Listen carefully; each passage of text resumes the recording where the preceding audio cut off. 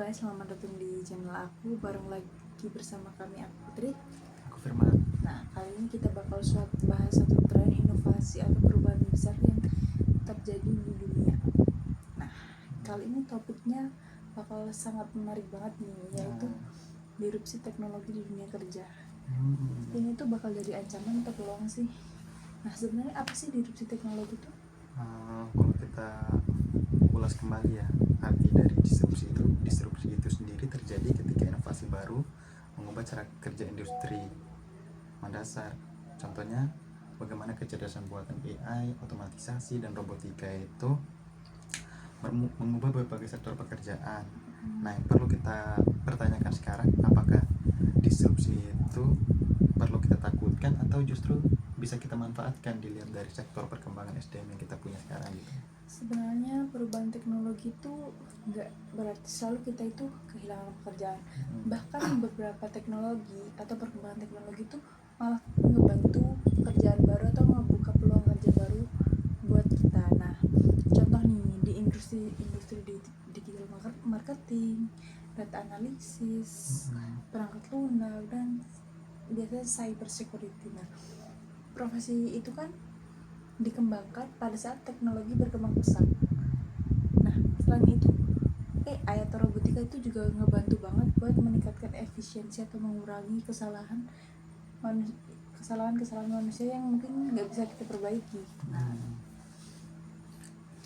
Memang betul sih Mbak apa yang disampaikan tadi, cuman tidak bisa kita pungkiri bahwasanya setelah adanya disrupsi sendiri secara otomatis, segala pekerjaan-pekerjaan yang biasanya dilakukan manusia lambat laun akan tergantikan sama kecerdasan teknologi ini, seperti robotika apa segala macam.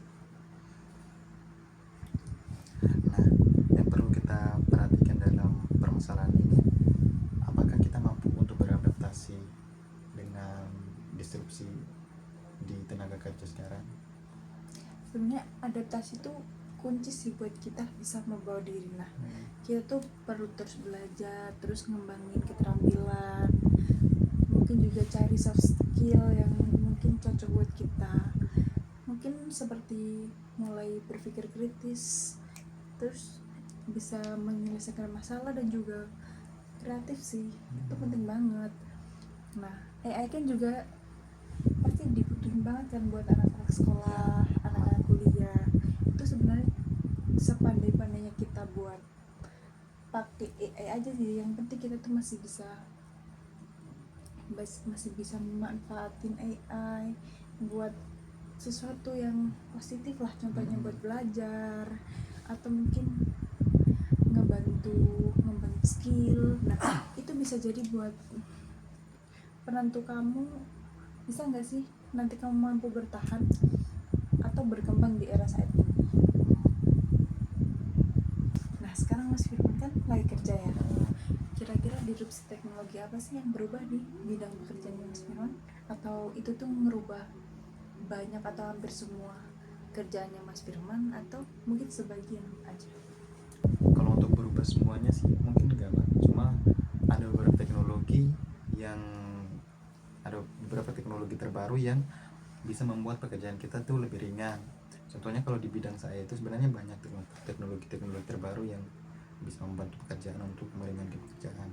Nah, cuma yang saya jelaskan pada saat ini mungkin yang saja, contohnya presensi kehadiran.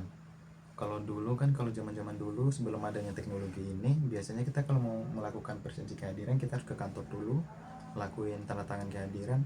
Setelah dilakukan tanda tangan kehadiran baru direkap untuk dijadikan satu kesatuan untuk laporan ke atasan.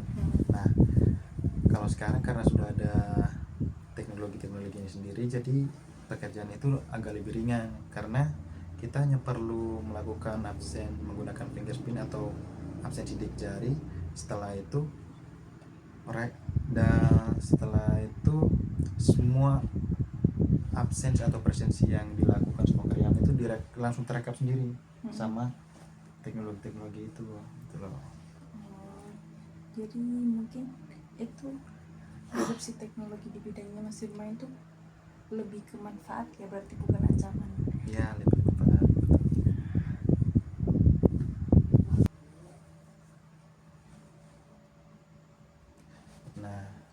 guys.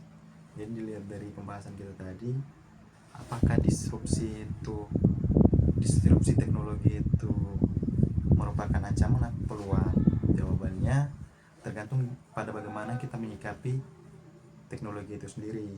Nah, jika kita mampu beradaptasi, belajar dan terus berkembang, teknologi itu akan menjadi alat yang dapat sangat bermanfaat bagi kita, tetapi bukan untuk menggantikan pekerjaan yang kita lakukan, hanya untuk membantu. Ingat ya guys, bukan menggantikan, hanya membantu.